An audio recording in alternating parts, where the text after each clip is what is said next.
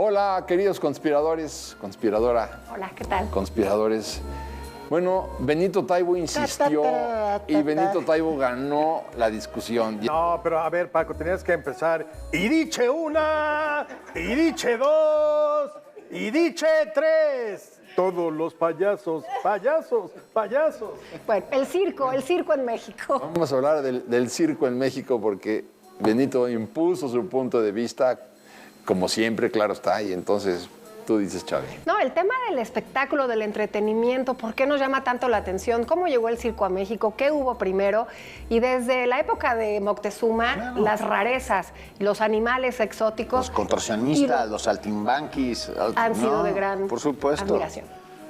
Tres personajes de la historia de México que adoraban el circo para que empieces a Moctezuma, que no era el circo como tal, pero bueno. Porfirio Díaz y Francisco Villa. No sé si sabías eso. No. Ok, bueno, lo iremos contando. Muy bien. Bueno, Salud pues, por los payasos y el salud. circo. Sí. Venga. Tan, tan, tararara. Ta, ta, tarara, ta, ta, ta.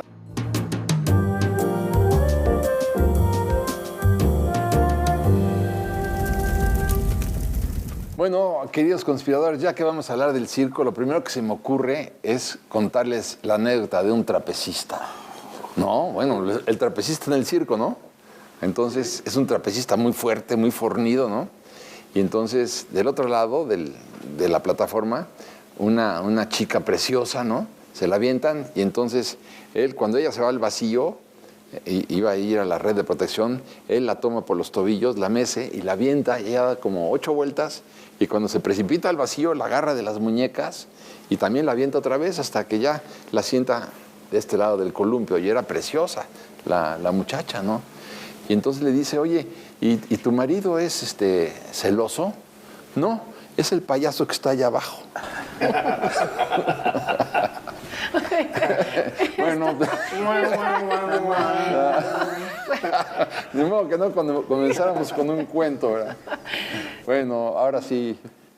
Venga, la historia del circo es la historia de la humanidad. En Grecia, en Roma, se hacían juegos, se hacían enfrentamientos con animales. Saltar al toro fue uno de los espectáculos más importantes de la Grecia clásica.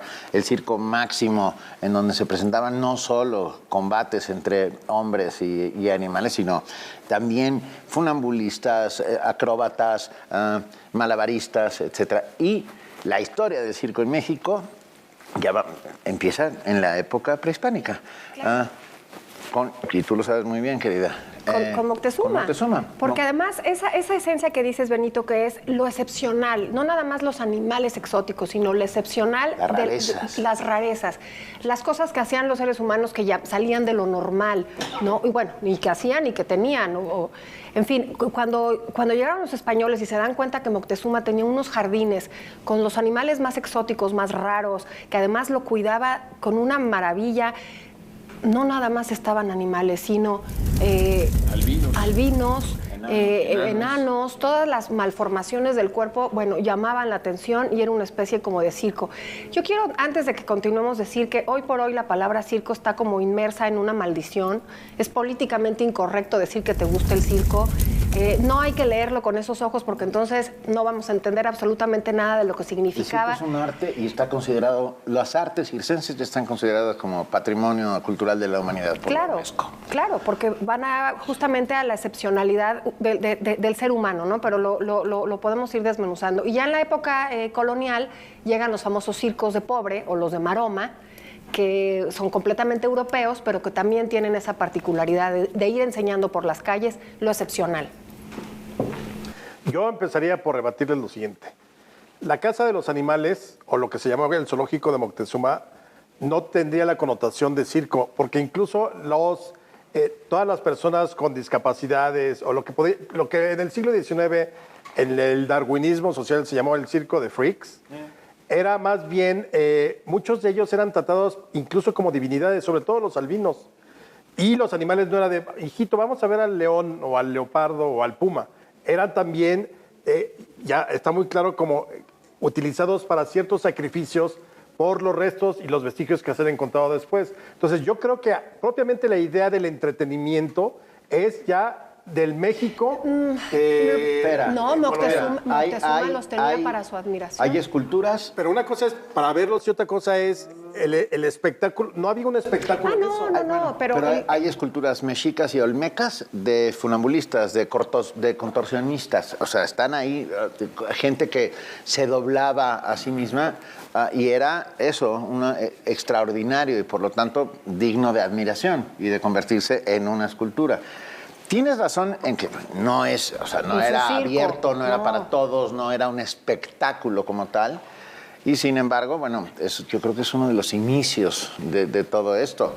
Pero es esa esencia de contemplar lo raro, lo que no es habitual. Separemos el tema de los animales. Ahora, lo que dices es interesantísimo, lo habíamos hablado también con el tema de la locura. A los locos se les hablaba con palabras reconfortantes y caricias dulces, ¿no? Para tratarlos. Los enfermos mentales, digámoslo así.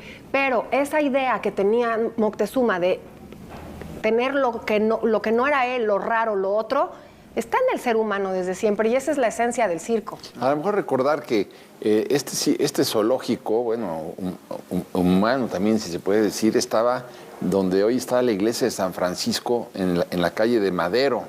Según estás entrando a Madero, enfrente de la Casa de los Azulejos, ahí un poquito más adelante del lado derecho, ahí estaba era un jardín gigantesco donde hoy está la iglesia, ¿no? En el centro de la Ciudad de México, ¿no?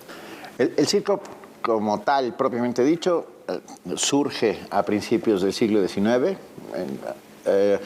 con espectáculos ecuestres. Hubo un famosísimo espectáculo ecuestre de un coronel inglés llamado Bailey que hacían espectáculo con caballos, ¿no? Y de ahí fue evolucionando y convirtiéndose en lo que hoy conocemos como circo. Fíjate que exactamente la primera mitad del siglo XIX en México era animales. Por ahí hay uno en 1808, un espectáculo donde un mono escribía su nombre en francés. Sí, y estaba vestido como coronel del ejército. Porque era la burla a la invasión napoleónica en España. Claro. Y poquito antes, en 1800, se conoce por primera vez a la primera elefanta viva en la Ciudad de México, que venía de Veracruz. Mogul.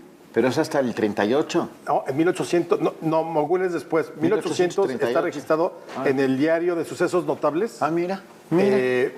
Yo tenía otros datos. Chistorete. Chistorete del tatarara.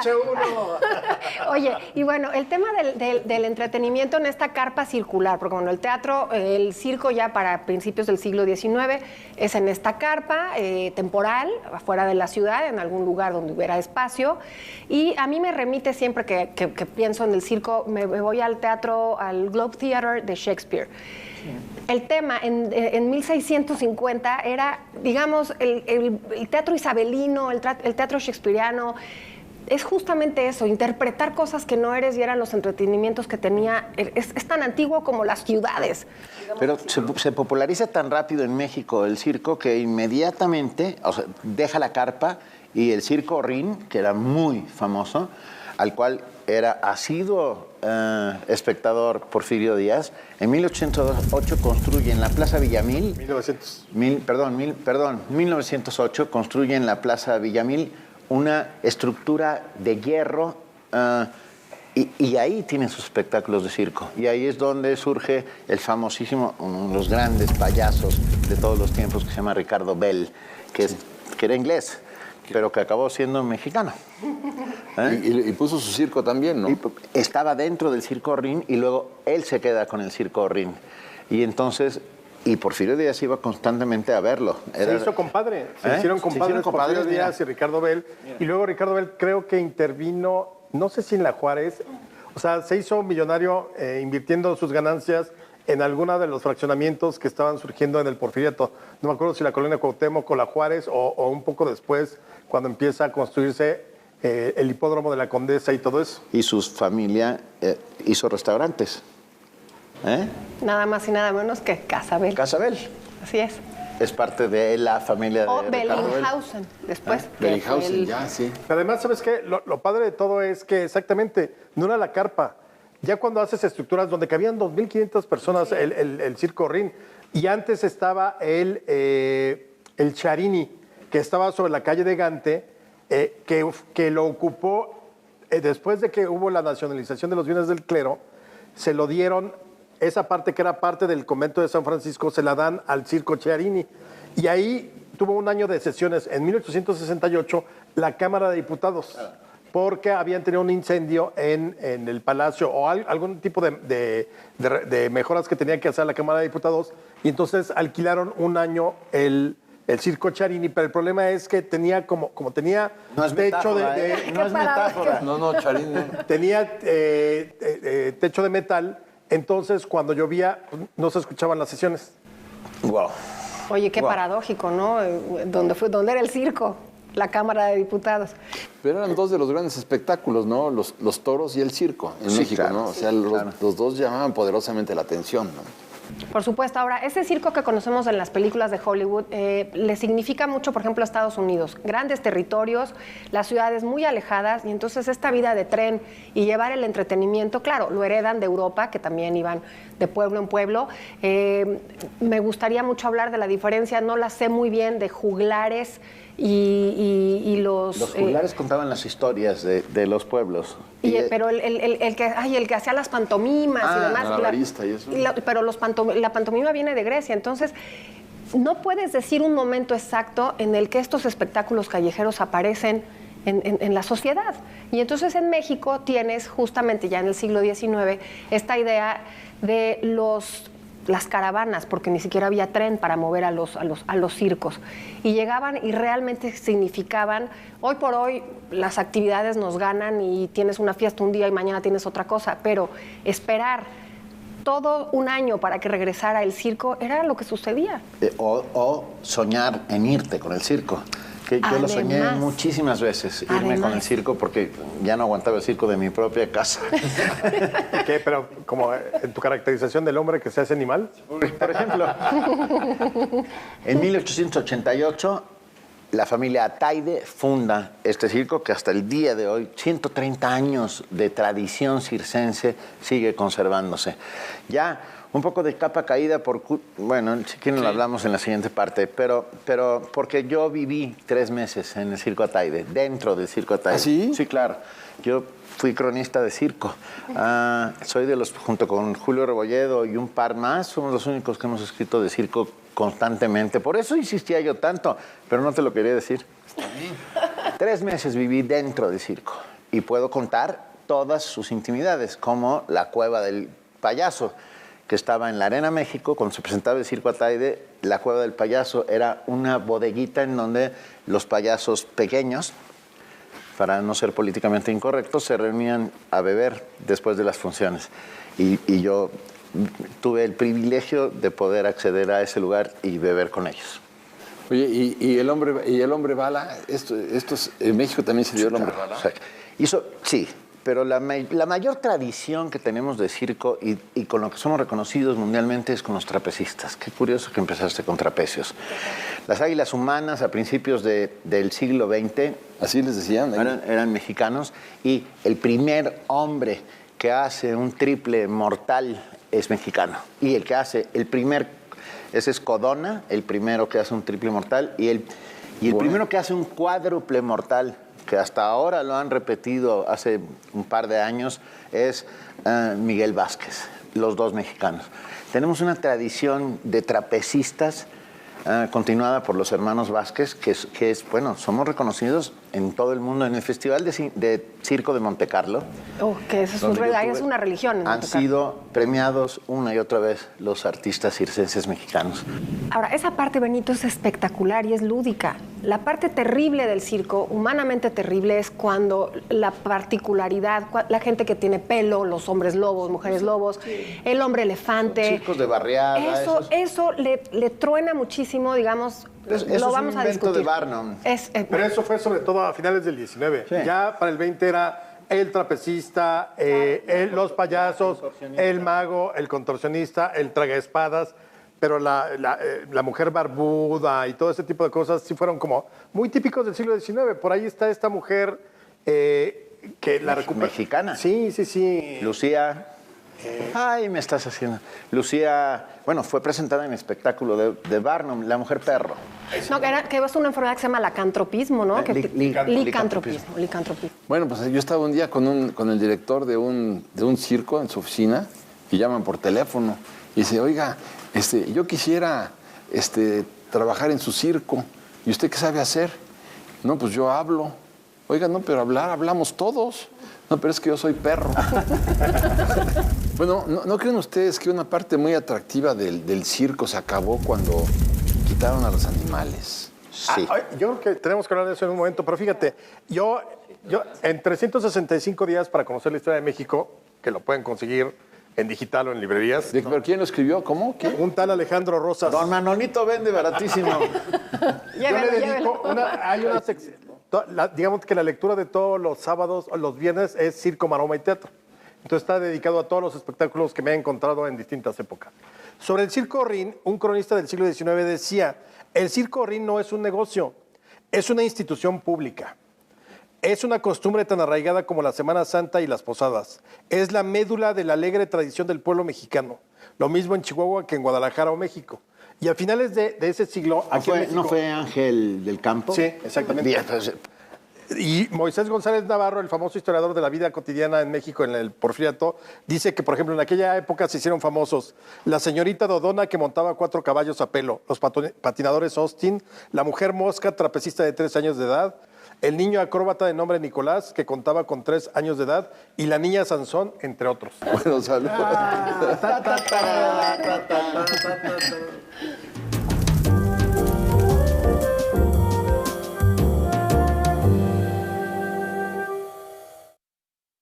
Le damos una vuelta al territorio azteca. La noticia está en las calles, en los rincones de todo México. El espacio de ADN 40 donde dejamos los foros de televisión y nos vamos a donde se mueve la información. Porque usted lo sabe, este espacio, este programa, lo hacemos absolutamente todos. Norte a sur te traemos los hechos.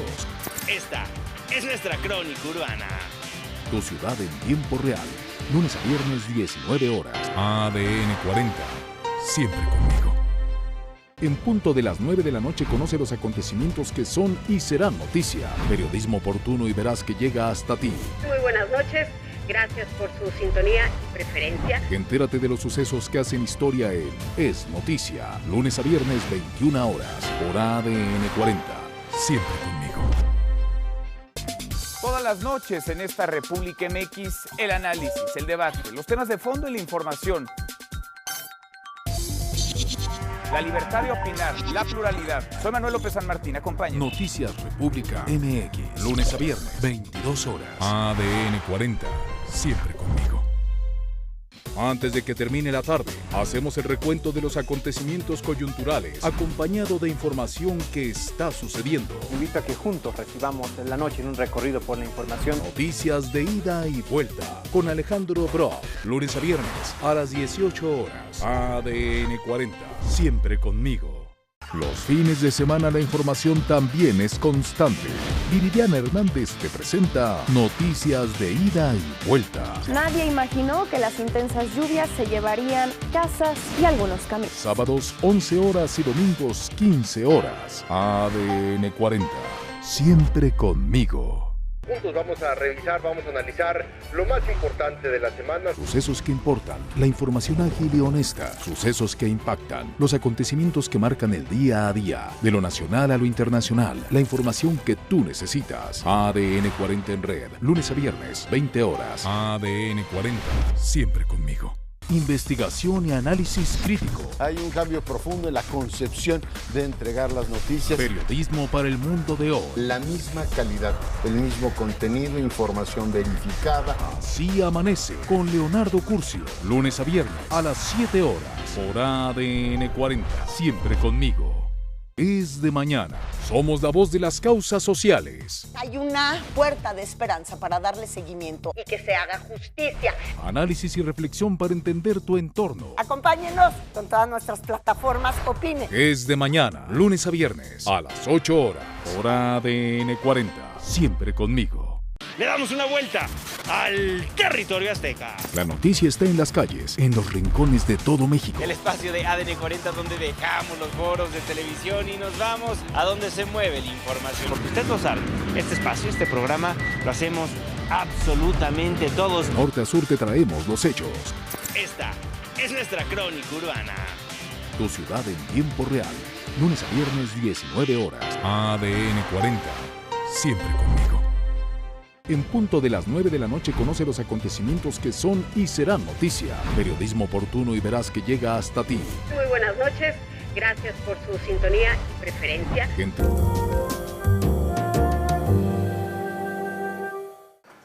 Ángel del Campo se dedicó a hacer cronismo, micros, ¿no? Sí. Se dedicó a hacer cronismo de circo.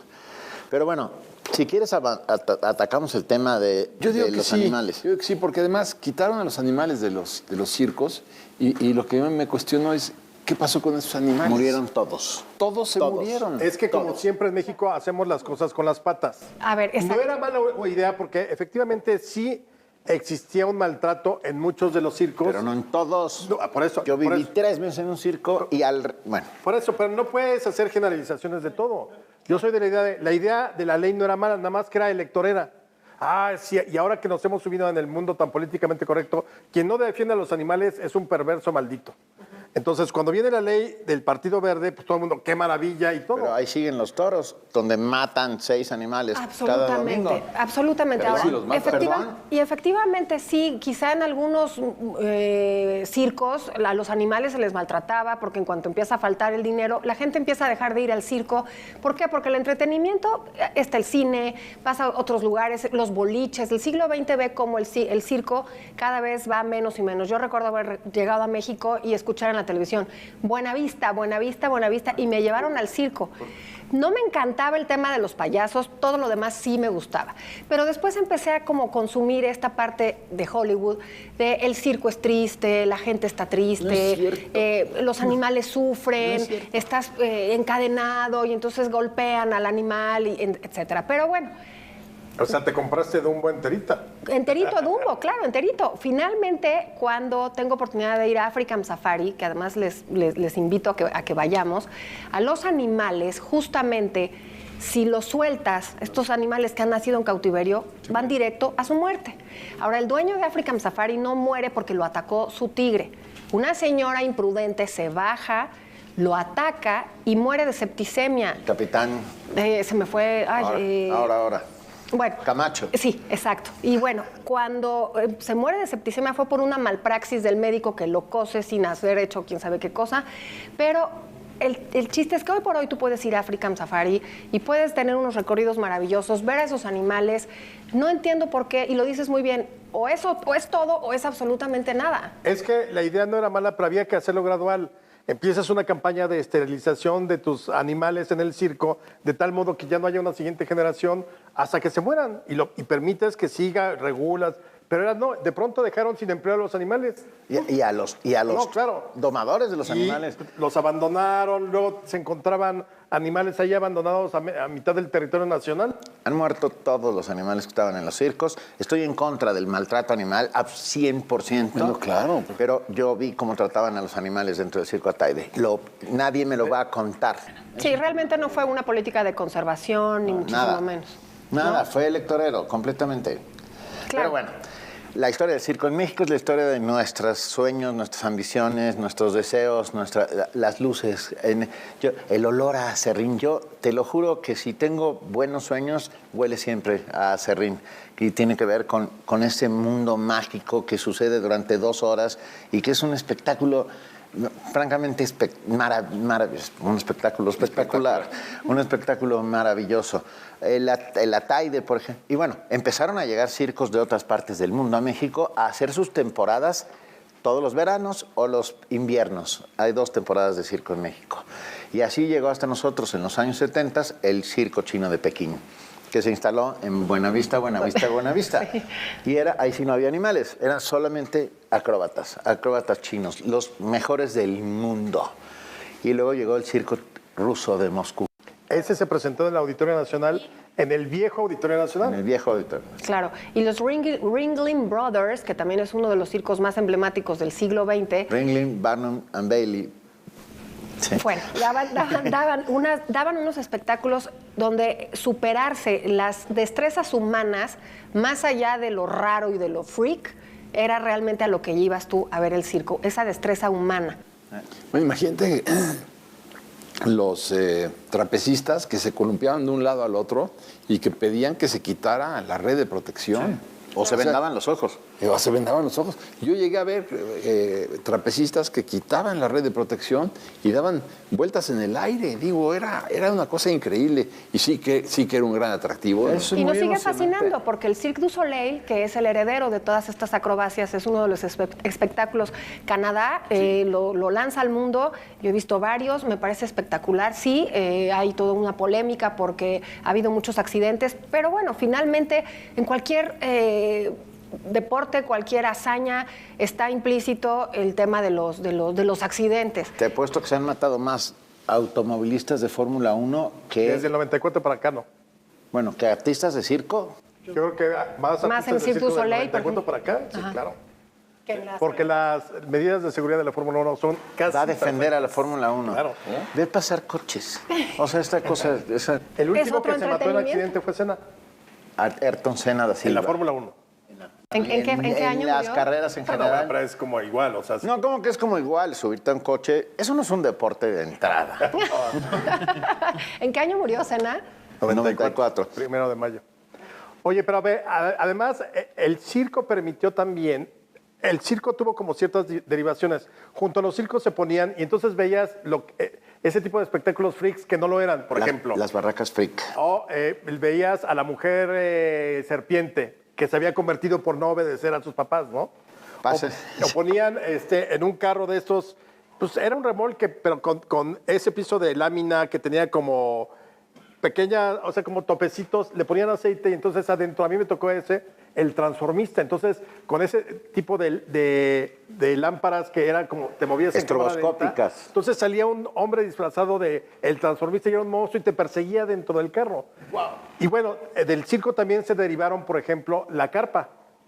Del circo, por ejemplo, cuando la carpa empezó a surgir, entonces tenía al prestidigitador, tenía a los payasos, un mago, tenía al cantante, tenía a las Mago. bailarinas. Exactamente. Entonces, yo creo que el circo fue aglutinador de muchos espectáculos que se fueron construyendo en el siglo XX, en el siglo XIX, y luego también fue un generador para otras diversiones. Igual en el teatro, como lo mencionabas hace rato, Isabel, el teatro en los intermedios había cantantes, había el payaso, porque eran funciones que duraban 4 o 5 horas, pues porque no había absolutamente nada más en la Ciudad de México. Les cuento muy rápidamente, en una de esas barracas de feria que estaban al lado de los circos, no dentro de los circos o de freaks, en Veracruz yo vi un espectáculo, eran enormes capelos llenos de formol donde había dentro ángeles disecados. Y lo cuento en polvo, en mi novela. Estaban tan bien hechos que sí salías de ahí con una sensación. Eran Qué terror, perdón. Terrorífico. Tuve pesadillas mucho. Más que con la mano de Obregón. Pero eran ángeles. Pero eran ángeles, sí, disecados. Oye, y lo que mencionan ahora, el espectáculo, la carpa, alrededor, el entretenimiento fueron los juegos mecánicos. Eso también, y ha permeado a tal grado nuestra cultura y la sociedad en el mundo, que tienes un Walt Disney que empezó animando y después se fue a este espectáculo circense, juego mecánico, y es una de las empresas más exitosas en el mundo entero, porque vas a eso, a hacer lo excepcional. Yo recuerdo la mirada de mis hijos y se les dice y se les metía entre los huesos, esto es mágico, esto es diferente. Convertir lo ordinario en extraordinario es parte de lo, ¿no? Sale un tipo común y corriente y de repente empieza a hacer así y se pasa la mano por acá y saluda de este lado. Los contorsionistas. Un contorsionista, sí. Pero yo sí creo que valdría la pena que hiciéramos un esfuerzo porque se volviera a permitir que regresaran los animales a los circos. Porque cuando todos vimos un aro así grande de fuego, ¿no? Y por ahí brincaba el tigre, ¿no? Bueno, era un espectáculo tremendo. Cuando sacaban las jaulas donde estaban los leones, los rugidos, a mí me parecía un espectáculo. ¿Cuánto el truco del fuego? Sí. Porque tiene un truco. A ver. El fuego nunca toca a los animales, el fuego es por fuera del aro, no por dentro. Ah, mira. Los agujeritos del gas van por fuera del aro, entonces los animales que brincan por el aro nunca tocan. Pero qué espectáculo, Benito. Salud, salud. Venga, por los circos. Por los circos. Y por los sueños. Y por los sueños.